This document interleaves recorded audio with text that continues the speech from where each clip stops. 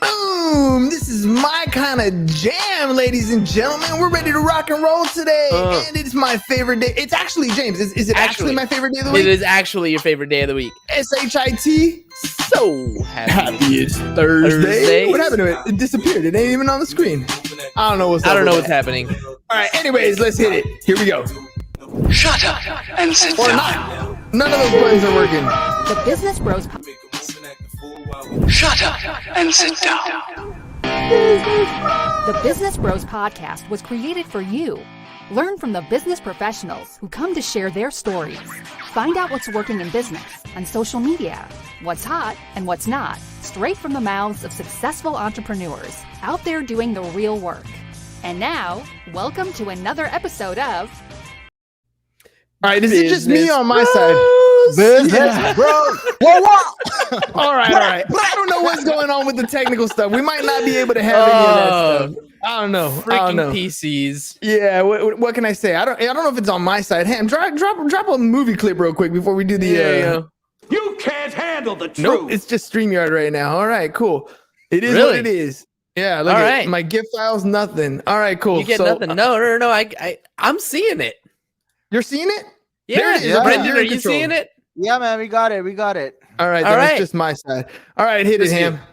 All right, well, after all of that technical snafu, all right, all you business pros out there, before we jump into the show, just a quick reminder to please subscribe on whichever platform it is that you're listening to us on today.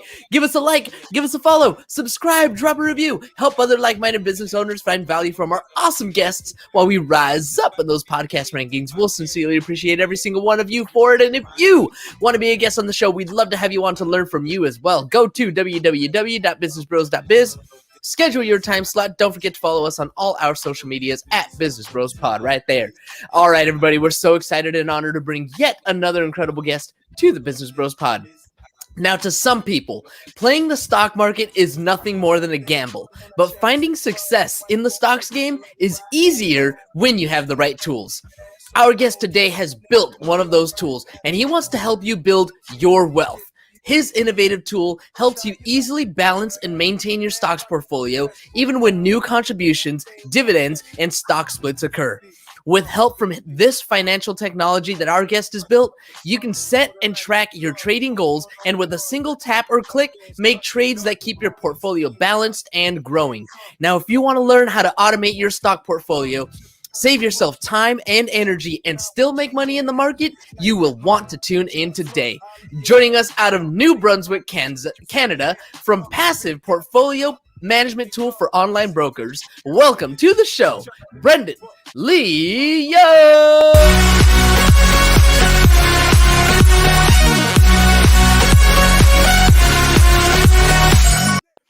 Did you get the clip now? I don't see it on my side, but you know what? As long as the audience sees it, you guys see it, I'm happy with that. There we go. All right, Brandon, what's up, man? I don't know what's going on my side. I see a very plain show from my point of view, but as long as you see all the hype, I blame the PC. New PC over here, so that's probably what it is. Either way, dude, I'm glad that I got you on the show. Investing in the stock market, I want to make sure that we talk about that because let's face it, look, there's a lot of people right now getting into different things because they're hot. Real estate, hot. Crypto, hot. Stock market, hot. Everybody's chasing this fancy dollar. So, tell me a little bit about how you got into the space, how long you've been doing it. All right, yeah. So I got into investing. All right, so funny enough, you want a true story? Okay, I could give it to you. So I used to gamble a bit. I was into the casino. I used to play a bit of blackjack table, and so one day I was like with some buddies of mine, and basically this guy dropped 50 grand on like one shoe, lost it all. I was like, whoa, what is this guy doing? Matter of fact, what am I doing? And I was like, do I want to be 40 years old dropping 50 grand on blackjack tables, losing money? So I mean, I was like, surely there's a better way. So I got into investing. I thought it was cool because I could basically take calculated risks on the stock market and be rewarded for it. So that's what I did. I sort of did a bit of research in my MBA program. There was this course called Value Investing. And so I joined this course thinking, you know what? I'm going to find undervalued companies, buy them, ride them up to the moon, cash out, be rich. But what I learned was it's really hard to find undervalued companies, and that most of all, active managers, so like the professionals who you pay to manage your money, many of them underperform the indexes. And so basically what I learned was, instead of like trying to beat the market, I could just buy the market if I didn't want to like spend the time to actually find undervalued companies. And to be honest with you, it's a lot of work. You got to use spreadsheets. You got to understand technical analysis, all that stuff. And it's just like, man, I don't have time for that. I want to live life. So I just got into index investing. And so my philosophy is if you can't beat the market, just buy the market and go about with your day. So that's pretty much how I got into it, really, man. Oh, dude, I heard this story, and I might butcher it because I'm going from memory. But anyways, there's a new money manager coming into the mix, and so the older money manager, the veteran, is walking him down. This is this building. Then he takes him outside. These are the cars. Then he takes him to the dock, and he's like, "Look, this is the yacht of this big money manager. This is the yacht of this other one, right?" And the young money manager looks at him and goes, "Well, where are all the clients' yachts?" The guy goes, "What do you mean?" He's like, "Well, I mean, all the money managers are making all this money. I'm assuming they're making more money for their clients." And it's like, all of a sudden he kind of laughed at him and he realized, look, that's not really the game, or is it? And what you're talking about here is you're taking control of that. You're like, I don't want to pay the money manager, somebody else, to go manage my portfolio where they're taking 1%, 2%, 3% of the money that I have invested in the market. I have no control. I don't know where my money's going. I don't know where the return is. I have zero education. You flip that on itself and you're like, look, I'm going to take the risk because it's my money. I'm going to learn what's going on, and I'm going to invest in the market. I'm not going to if I'm going to lose, I'm going to lose. I'm not going to let somebody else lose for me. Does it sound about right? Kind of, except for one thing, you really don't want to lose. And so the whole point of index investing is you buy.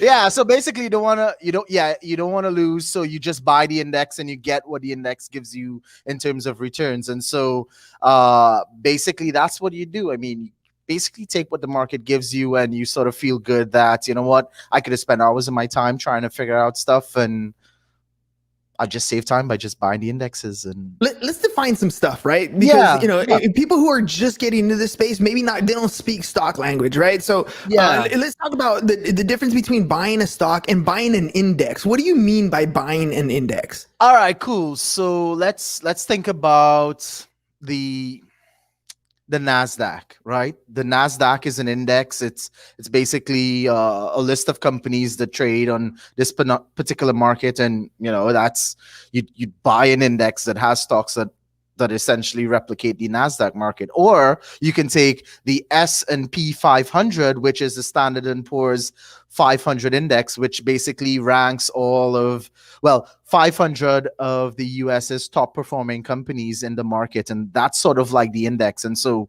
basically fund managers, they have a benchmark, and their benchmark is a particular index. So most often they benchmark themselves to the S&P 500 index, which, like I said, is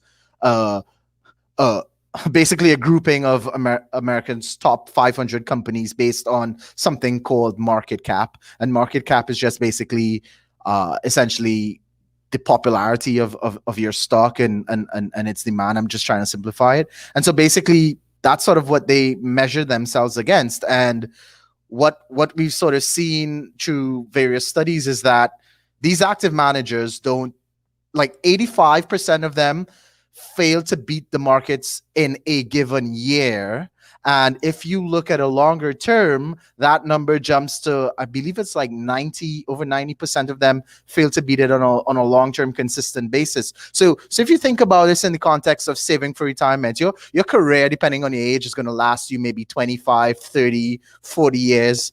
And so each year you'll be paying these people a fee that scales with the amount of money you make, just to underperform an index that you could just buy and hold, like the S&P 500 index, and just save on the fees you'd pay them, and also not miss out on that opportunity cost from reinvesting the money that you are paying. You'd be paying them to manage your money. So it just all compounds. And so I'll give you a bit of an understanding as to like why we created Passiv. So my co-founder, he works in tech.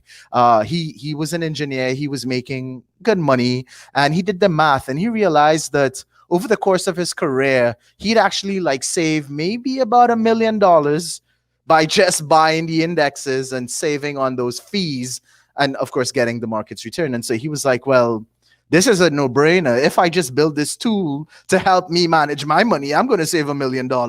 So screw that. I'm just going to build this tool. And so he told me about it. I was like, man, I got to use this. And basically, I use Passive. He uses it. And then a bunch of friends and family members heard about it. And they're like, you know what, guys, this is great. I want to get into DIY investing using indexes. Can I use your tool? And so it just sort of like grew from there. I like how you describe that, because let's face it, when we talk to people about stocks when they first get into it, they're lost in this whole idea of what the stock market is.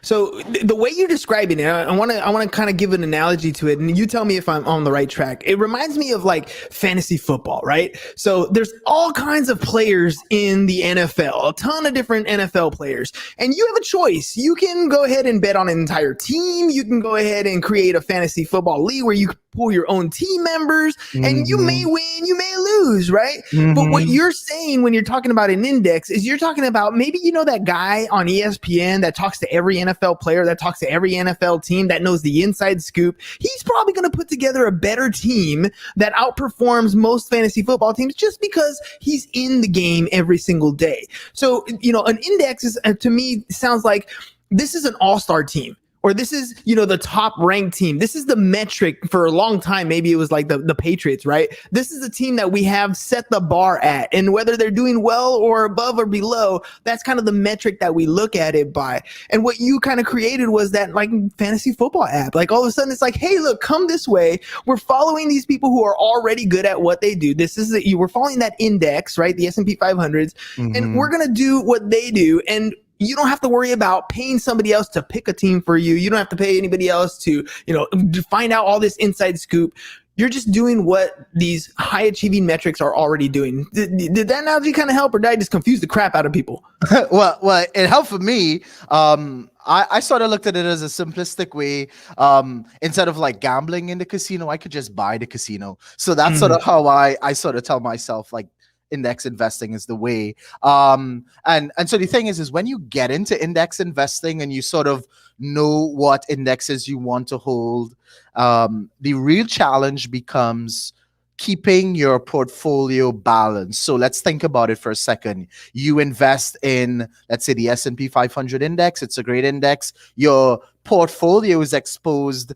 If you only hold the S&P 500 index, then that means you're just buying US companies, and that might be great for some, but some people might want to have bonds. Some people might want to have bonds on top of international indexes that make up or comprise other markets to help them balance their portfolio and basically manage their risks, so that when one particular index is doing poorly, the other one's doing well, and they sort of compensate. Or if it's a bond, an asset class called bonds, maybe when your stocks aren't doing too well, your bonds are doing okay, and so you're not losing money. It's sort of balancing itself out. And so basically, once you sort of become financially woke and you understand indexes, what you got to really figure out is, what's my asset mix, or what should my portfolio look like, and what percentage of stocks and bonds should I have? And then you figure that out. That's pretty easy to figure out. There are lots of model portfolios out there. There are tools from Vanguard that can help you figure out your risk assessment, which is really figuring out that asset mix. So that's not the hard part. The hard part is actually keeping your portfolio balanced and basically sticking with your investment plan. And so that's sort of what Passive does, is once you figure out what you want your portfolio to look like and how you want it to be balanced, Passive will just basically show you what trades you need to place to keep your portfolio balanced and stay on top of your goals. And the best part is that if you, like, I don't know if you've used a broker, right? But some of them they're a bit intimidating, and then there's a lot of clicks you got to sort of do to like place trades, and it just is like basically what Passive does is that you can basically look at Passiv, click a button, and have those trades placed right at your broker. So you just saved a bunch of time, and you can go about with your day. You can go listen to Business Bros. You can go play some games, whatever you want to do. That's sort of what we created Passiv to do, to basically help someone balance their portfolio, get on with their day, and feel good because they know they're hitting their goals, but also not paying fees to the bad guys in suits. Let's do a little bit of a rewind here. You talked about continuing your investment plan, right? When I talk to my high school kids, the kids that are about to get into this game, I talk a lot about compound interest and the power that if they start investing right away, 18 years old, how much time they have to compound that money. It makes a huge difference in that plan that they're putting together. So when they're getting started, the problem is they're not earning a ton of money at the very beginning, right? They're not making thousands of dollars a month. So how much should I be thinking about when I'm young to get started to put into the market so I can, my risk, obviously at that young age, you have time to make things up. So the risk is you should be investing in some higher risk type assets or stocks, bonds, whatever it is that you're going to be investing in. But, is there a minimum? Is there a certain amount that I should be investing in at least when I get started to kind of make that happen? Man, I think that's a trick question, and here's why. The truth is, you just gotta start, right? You just gotta start. If you put in $100, yeah, I'm like, where did this come from? But yeah, you just started. You start small. You get a job. You level up. You put a bit more. You build that habit. Next thing you know, you're gonna start with, let's say, $10, and you get 1,000. You already build that habit, then you get to 10,000, and it just keeps going. And so basically, you just start. Just start. Do it. When you're talking investing here, because there's a lot of stuff that kind of gets mixed in when we're talking about stocks. When you're talking about buying an index, and then people are going to come up to you and say, well, what about puts? What about calls? What about options? What about, and they can go currencies, EFTs, like all kinds of different stuff. What kind of advice do you give somebody? Because all of those to me, they're great investments, and you can definitely niche in and fine tune and get good at those different things. But when you're first getting started, why the index versus some of these other shiny objects? All right, let's go with that, right? GameStop. You take your hard-earned money, you listen to a bunch of guys and gals on Reddit, they say, buy GameStop, it's going to the moon, right? Mm-hmm. All right, so what happens if it doesn't go to the moon? Ouch. You're left holding the bag, right? The thing about it... That's what happens. Right, so the thing about an index is that, well, firstly, it's diversified. Like we said, it's made up of a bunch of good companies. Secondly, the other thing with the index is that I lost my train of thought with that womp, but yeah, it's diversified, and it continues going up and to the right, which is the most important thing. So anyone that's listening here, go look up the S&P 500 index, right? Look for the all-time graph. You'll probably see, if you search S&P 500 index, you'll probably see some sort of Yahoo Finance chart pop up, right? Look at that graph. It goes up and to the right, and it's done that when there was I think it was the tech bubble that busted in the 2000s. Late 90s? Yeah, 2008. What happened last year, right? The markets dropped, right? Where is it now? It's at an all-time high. So while folks are worrying if they're going to get to the moon, you're not worrying, because as far as you're concerned, you're going to go to the moon, just maybe not as fast as some of the folks that are trying to make speculative bets and gamble, and they may never get to the moon. They may still be holding their tickets, right? So at the end of the day, that's sort of why I recommend, I look at indexes, and that's why I love it, because it's like no brainer, it's simple, and you sort of like have this sort of reassurance that it's always going up and to the right. And so that's why I love indexes. So let me, if I hear you correctly, let me get this straight. What you're saying here is this is not a short-term play. This is a long-term play. This is something that you're investing over a long period of time. This is, even if you're starting at 18, this is something for your long-term retirement. Or are we talking about short-term, I can make money and live off of this?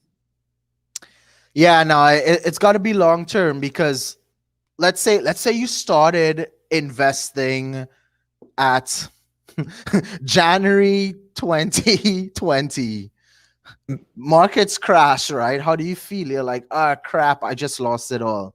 Maybe it depends. Did you need your money by the end of the year? Did you need it within 5 months? If you need it for 10 years, then the way you're going to look at that is differently, because you're going to say, holy cow, I just bought this index, let's say at $100. Now it's on sale for $50 because there's a market crash. I'm just going to keep buying because the markets are down and I don't need my money until I retire. So I'm getting a deal, versus the person who needs their money in the short term. Geez, man, the indexes are down. I need my money tomorrow. This just isn't going to work, which goes back to why it's important to have a diversified portfolio and not just necessarily have stocks. Maybe you want to have bonds in there to like balance it out when stocks aren't performing as good as they should.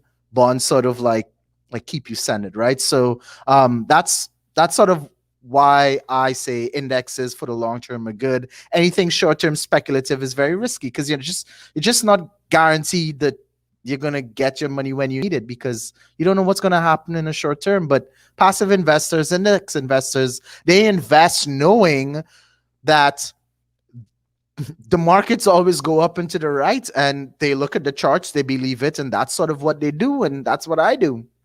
So it not necessarily. Well, I'm gonna disagree that it's not necessarily that they're always going up and to the right. Over the long period of time, they're going up and to the right, right? But we could easily hit some downturns. And what you're talking about is called it's when you realize the gain or the loss, right? The fact that the market is up and your money's still in the market, it doesn't do anything but make you feel good. There's nothing that actually happens. Just like if the market is down, you feel horrible about it, but nothing actually happens until you execute the sale, until you actually realize that gain or loss. And so what I hear you describing is, if you're in a position where you need that money to retire, to put food on the table and the roof over your head, and the market is down, that is a realized loss. And that is why you want a diversified portfolio, to make sure you offset those losses.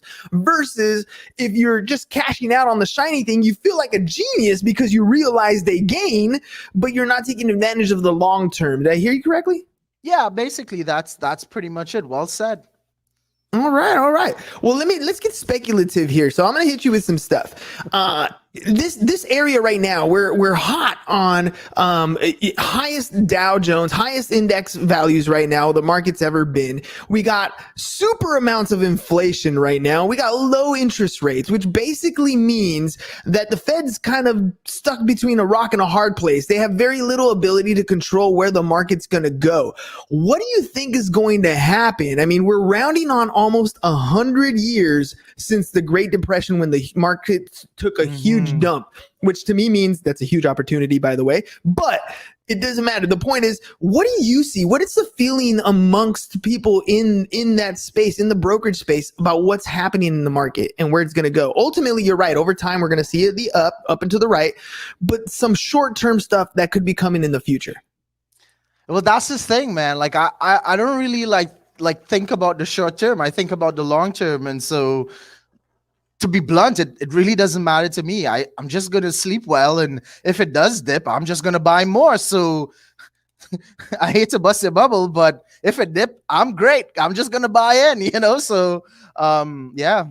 I like that mentality, because you're absolutely right. And the reason why I asked that question is because I like to gauge people's ability of risk, right? Because there is a risk. And you have to understand that if you're getting into any market, anything, real estate or stocks or whatever, there is an inherent risk of when you need to execute that funds, but you need to be able to manage that risk. How do you sleep well at night, right? What are you doing to mitigate that ability of, you're paying attention to the market every day. So I'm sure you look at your portfolio and you see the valuation on a regular basis. How do you stay away from that fear that people have all the time when the market dips and they're like, oh, they sell. And then when the market comes up, they jump back in and buy. How are you getting away from that fear of the market? Well, first of all, I actually don't really listen to news, so I have like a selective bias to only trade myself. Yeah. Good job. Yeah, I don't care, man. Like I'm from the Caribbean. You hear my accent? Like I'm just thinking when I'm gonna hang out with my friends, when we're gonna go to the beach. I'm just gonna live life, right? If the markets are down, that's when I get excited because I know I'm gonna just get a deal. Or maybe I buy some more. So yeah, I just live life, yo. You know. All right, dude. I agree with that, man. You do have to just kind of move forward. You know, when we talk about some of these investments, and I want to kind of hint on this, why, you know, right now you're talking about indexes, and that's super cool. What about these crypto things, right? And these always get this other play, and I wonder what your opinion is on the other types of investments, the cryptos and the real estate right now that are super hot. Yeah. So, all right. So, I'm an indexer. If I want to make money, I'm going to invest in indexes because I invest in stuff that I know and that I understand, and that, like I said, I believe the S&P 500 is going to keep going up and to the right, and my goal is to make money. So my strategy is going to be around making money in the long term. That said, I'm curious about crypto, just like everyone else. FOMO, fear of missing out, is real. Some folks want to dive in. I personally, I did. I bought a bit of Bitcoin. I bought a bit of Ethereum, but that's just because I'm curious. I want to see where it goes. I mean, it's still early days. I'd be lying if I said I was a crypto expert. What I'm really doing is just I'm buying it as like a hedge to bonds. So in my mind, I'm like, well, if bond interest rates are low, I don't even hold bonds, by the way. So it's like, should I hold cash? Well, cash, inflation, etc. I don't know. So I took some of my money. I bought a bit of crypto, but like I'm doing it more of a speculation and that sort of like not wanting to miss out.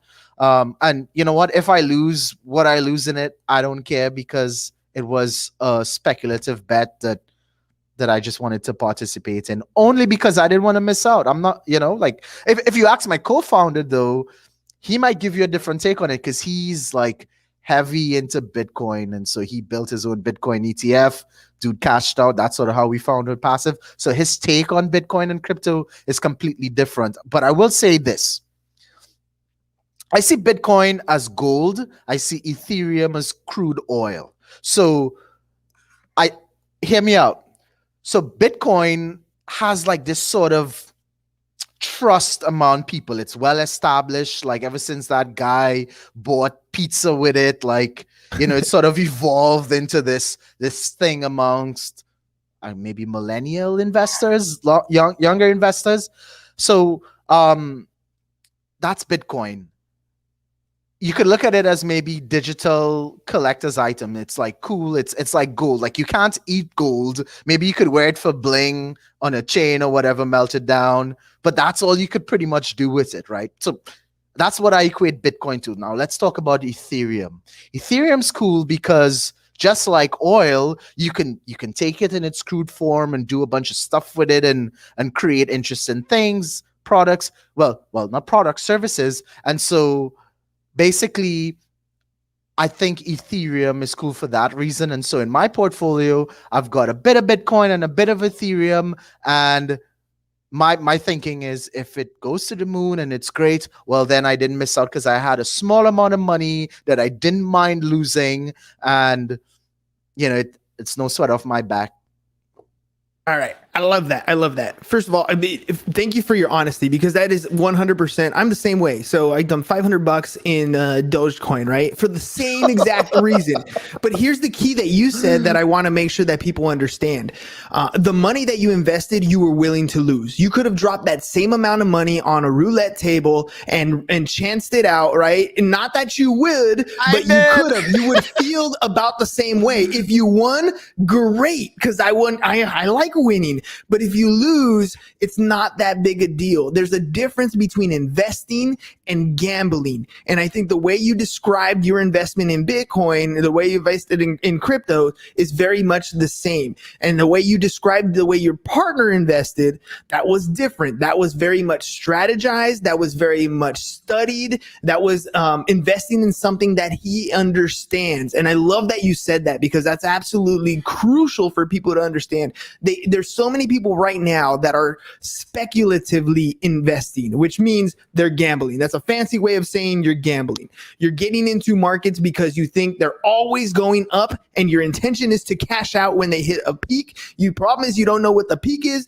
and if you lose, you're losing your ass, and that's the problem. So, thank you very much for sharing that, because that's exactly how I love to explain it to people. And that the fact that you said that, you're like, look, I invest in indexes. This is my game. This is what I spend my time learning. This is my golden apple. This is what I do. The other thing, I don't want to miss out on it, so I'm gonna play a little bit, but that is not my main gigs, right? I mean, I heard you correct, right? Yeah, you heard me 100%, man. I mean, you make a bet, you wanna win. Yeah, you want to win, and at the same time, like sometimes you do it for the story. And I'll give you an example, right? Like I made a speculative bet on GameStop, and I'm not ashamed to say it. I mean, like, I genuinely believed, stupidly, I guess, that this thing is going to go to the moon and we're all going to be rich and the hedge funds are going to lose. It doesn't work that way. And my friend told me, Brendan, if you want to make money, short GameStop. And I was like, man, are you crazy? Like, are you out of your mind? We've got a whole army on Reddit saying, GameStop to the moon, let's go, $10,000 a share and whatnot.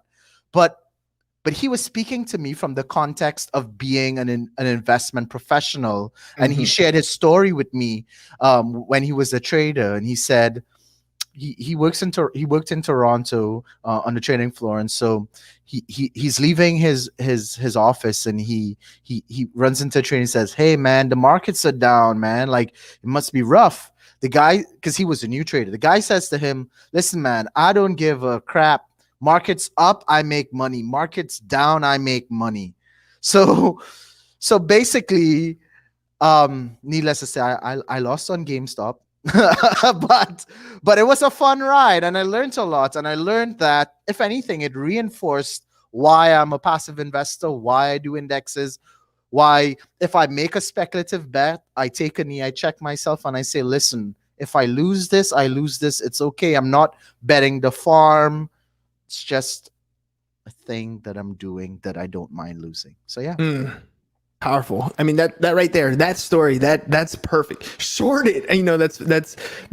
The idea and understanding is called financial intelligence. And when you understand, when you have that intelligence, when you have that experience, all of a sudden you can make moves that are a little bit different than everybody else. That when the market goes up, you make money. When the market goes down, you make money. If you don't understand how that happens, it's because you haven't acquired the financial intelligence to do so yet. It's going to take time. It's going to take education. So I suggest you reach out to someone like Brendan, because Brendan's going to tell you right now what he's offering, how he can help you so that you can get the education you need to make good decisions. Brendan, if people want to get a hold of you, they want to work with you, how can they do that? Yeah, sure. Follow me on Twitter. That's Brendan Lee Young at Brendan Lee Young, or follow Passive at Passive Team. If you've got a brokerage account at Fidelity, Alpaca, Tradier, and you want to try Passive, visit us at passive.com and let us know what you think. I just want to say one last thing though, and you hit the nail on the head, right? So like to make money in the market, yes, you got to be knowledgeable, you got to be smart, you got to do your research, you got to understand things.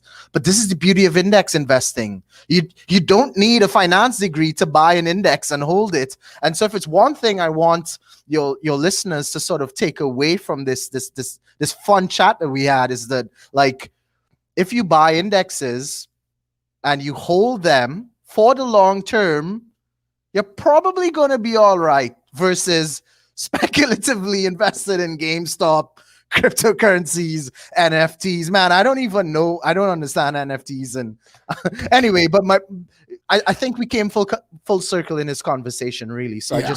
thought I'd point that out, man. Now, Brandon, thank you very much for what you're doing, dude. I mean, this is how we do, right? Wait, that's not your jam. That's not your jam. I'm missing all your stuff right here. Anyways, I'll let that go. So you know what, the idea of long-term investment, the idea of you investing for the long term is something that you should take advantage of right now. It doesn't matter how young you are. Right now is the time to get started. And by putting in a couple dollars every single month, I promise you, you're going to get a lot better. Like Brandon, I love playing poker. And when I first started learning to play poker, trust me, when I play for free, it's a completely different game when you play for free than when you pay for pennies. Online poker started kicking off. I put in $5 playing for pennies. Everybody plays completely different. You are going to understand the market completely different if you put some skin in the game. It doesn't have to be at that much, but what he's talking about is dollar cost averaging. You're buying over time and over and over. You're going to build that portfolio that helps you achieve a goal. I promise you, if you start today, over time, the magic of compound interest is amazing. The math is cool, but the time is the thing that is the key there. So put money in, and over time, you can get to where you need to go. I promise you, at age 65, if you've been doing it for that many years, you're going to be super happy with the amount of money that you have in there. Then all of a sudden, that withdrawal at 4% doesn't look too bad on a monthly basis, because you're going to have, a couple $1 million there put away. All right, Brandon, thank you very much for taking the time to come on the show today, dude. Really appreciate the conversation and the authenticity, man. The ability for you to say, dude, I've had L's. I've taken losses. I've made mistakes. There's a lot of people who won't do that. But listen, ladies and gents, we all lose. We all make mistakes. We all fall down. Cheers, Get back up and still keep investing every single day. Brandon, thank you very much, my brother. Thanks. Peace, man. Cheers. Peace out, y'all. Thank you for listening to the Business Bros Podcast. Are you looking to get more clients or to increase your income? Hernan, the Business Bro, can help you generate referrals through the power of podcasting. And James, the Insurance Bro with Pipeline Insurance, can help you effectively add insurance to your existing business.